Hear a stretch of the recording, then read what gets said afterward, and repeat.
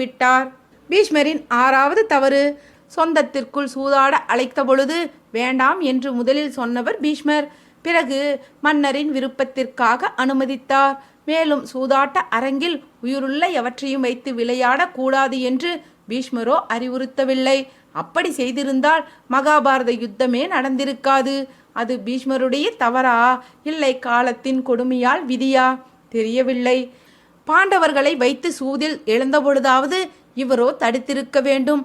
அப்பொழுதும் மன்னரின் பேச்சை கேட்டு கட்டுப்பட்டு இருந்தார்.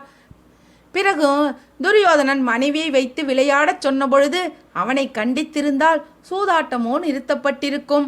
அப்பொழுதும் அவர் கட்டுப்பட்டு அமைதியாகவே இருந்தது பெரிய தவறு.